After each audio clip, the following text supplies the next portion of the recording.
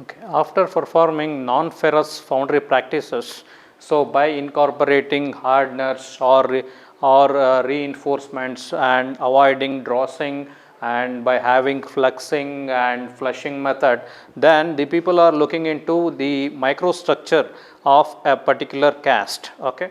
So that is basically we need to characterize each and every cast that is produced through non-ferrous foundry practices. So the characterization is done basically by having different microscopes, and you can place the specimen under the lens and you can observe the microstructure. Then the more the number of the grains, the finer will be the grain size. Okay. So here then the improved casting by minimizing shrinkage or hot cracking and hydrogen porosity. So once if you want to have a improved casting cast, then we have to have, or we need to minimize the shrinkage, then we need to minimize the hot cracking, then hydrogen porosity. Okay. So then how this can be achieved, how this grain refining is done in case of non-ferrous foundry practices. So it has got three different methods, that is thermal method, then chemical method, then mechanical method. Okay. The first method is thermal method. So in thermal method we used to have a rapid cooling method so that the grain structure or grain refinement is easily done. Okay. Then in chemical method we used to add some elements like the aluminum with the titanium and some carbon, then that is going to give the more fine refined structure of a particular cast. Then the third method is mechanical method. So here in the mechanical method you have got a stirring method or agitation method. We need to stir a particular casting or a molten pool with a higher speed so that you can achieve the desired grain sizes. Okay, that is the one more method in the mechanical method. Okay. The next parameter is pouring temperature. So here the pouring temperature is basically temperature of a molten metal before it poured into the mold cavity. Say for example for aluminum, the molten or the pouring temperature is between 700 to 750 degrees Celsius, whereas its melting temperature is 660 degree Celsius. Okay. That is called the pouring temperature. Okay. Then once again I will repeat. So in order to characterize the cast that is produced through non-ferrous foundry practices by incorporating hardeners or reinforcements or by avoiding drossing, then by having fluxing and flushing methods, then it is possible to get a particular product called cast. So that particular cast to be characterized by having by observing or by monitoring its grain sizes, okay, through different microscopes. Okay. So here the what is the desirable parameter to have a better grain structure in a particular casting, that is more the number of grains, the finer will be the grain size. That is the first point to be remembered. Then to improve the casting by minimizing the shrinkage and hot cracking and hydrogen porosity. Okay. So how it can be achieved? By it can be achieved through three different methods, that is thermal method, chemical method and mechanical method. So as I said earlier, in the thermal method we used to have the rapid cooling or quenching method so that you can achieve the more finer grain structures, whereas in chemical method by adding some elements like aluminum or titanium and carbon elements, then you can have a grain refinement. Whereas in mechanical method we used to stir a molten pool with a higher RPM with agitation method, the grains refinement is easily done. The next concept we were talking about is the pouring temperature. The temperature of a pouring temperature is basically a temperature of a molten metal, that is before it is poured into the mold cavity. Okay. For example, the aluminum has got the pouring temperature of 700 to 750 degrees Celsius, whereas its melting temperature is 660 degrees Celsius. As of now, we have discussed about drossing, fluxing and flushing in case of non-ferrous foundry practices. That was followed by grain reinforcement. We have got three different methods, that is mechanical method, chemical method and thermal methods we have discussed, and that was followed by pouring temperature concept. Okay. So with this particular information, it is possible to learn the stir casting process very efficiently. So before we get into this stir casting process, what actually the meaning of this particular concept that is to be learned properly. So stir casting. So casting is basically a process, manufacturing process, where you are converting the solid material into liquid state. Then that liquid molten metal or non-ferrous metals are poured into the mold cavity. After solidification, you can take out the product that is called cast. Okay, that is called casting process. So the stir in the sense that is we need to mix some compositions with the help of a stirrer. Okay. So let us take up the working principle and constructional feature of stir casting. This is stir casting. Okay. So the constructional features are very simple. This is stirrer, this is stirrer, then this is power grid, next this is furnace, this is molten aluminum pool, molten metal, then this is argon cylinder,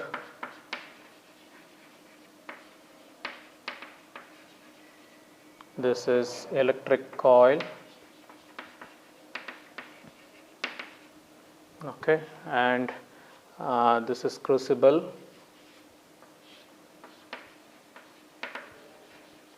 okay.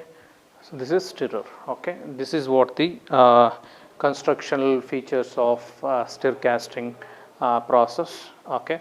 So here before we start with this stir casting process, initially in what case we need to prefer this stir casting process. Stir casting process is preferred for production of metal matrix composites. Okay. So that is here the aluminum is treated to be a matrix. Okay. Aluminum has got a poor strength and hardness. So we need to incorporate these two features, okay, by having reinforcements like carbon fiber, silicon carbide. These are all different reinforcements. Okay. So as I said earlier, the composite materials are the mixing of two or more engineered materials to achieve a better quality. Okay. Once again, I'll repeat, composite material is basically mixing of two or more engineered materials to accomplish or to achieve a great properties. Okay. So here you have got aluminum that is very weak in nature. So we need to incorporate reinforcement like carbon fiber or silicon carbide. So here for mixing purpose, this stir casting process is recommended. Okay. So here initially the steps involved in stir casting is initially you take the ingots, solid ingots of aluminum, you put it in this particular furnace. Furnace has got crucible. Crucible is made out of a graphite material. Okay. Then it has got this one electrical power source for supplying a proper heat. Then after switching over the power grid, then that is going to supply the heat, and once it reaches the melting point of 650 degrees Celsius, that is going to convert the phase from solid to liquid. Then as soon as that reaches that melting temperature, then this stirrer action begins. So this stirrer is equipped with a motor, that is 0.5 HP motor. So that is going to stir with the appropriate RPM. Okay. That the intention behind stirring action is to achieve the homogeneity among the reinforcement and matrix, or to achieve the homogeneity among the compositions. Okay. And you can achieve the homogeneity in temperature as well. Okay. Here as the stirrer starts stirring the process, then that leads to the formation of vortex or rilling action. So then when it begins, you can pour the reinforcement. This is all the reinforcement materials. Okay. This is reinforcement